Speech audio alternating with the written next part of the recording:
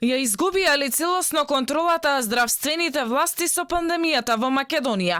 И покрај официјалната статистика, точната бројка на заразени со COVID-19 не се знае, како ни бројот на лица кои се во изолација. Алфа дознава дека цели фамилии кои имаат симптоми и се позитивни на COVID слободно си шетаат по улици, паркови, маркети и ресторани и никој не ги контролира. Додека бројни пациенти се загрижени и во паника, не можат никако да дојдат до COVID тест, иако имаат симптоми и чекаат термин за тестирање, кој им го закажуваат дури по 10 дена. Многумина се жалат заради доцнењето. Треба да одат да се тестираат приватно и да платат од джеп.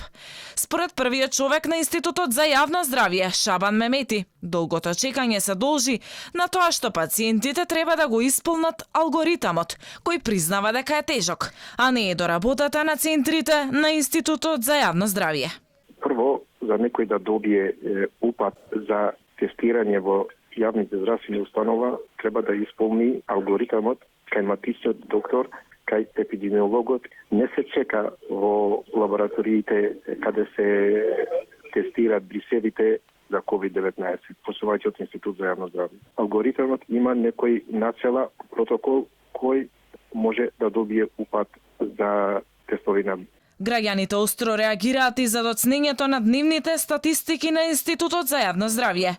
Дали проблемот е во недостатокот на здравствени работници и нивниот премор, или пак Министерството намерно тактизира? Се гнусни поради тоа зашто имаме последните денови многу тестови позитивни со COVID-19, кои треба да се проверат по матични броеви, адреси, дали е прв пат позитивен, втор пат, кога се добиват од приватните јавни здравствени установи и лаборатории резултатите или од јавните здравствени установи.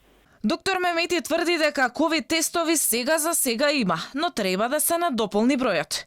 Филипче најави дека следната недела во земјава треба да пристигне пратката од 4000 брзи COVID тестови. Ако пристигнат на време, пациентите ќе ги прима поликлиниката во Ѓорче Петров, што би се случило за околу 10 дена. Тестот би чинел најмногу 1000 денари. Сепак, ако брзиот тест се покаже позитивен, лицето ќе мора да направи и втора потврда преку PCR тест.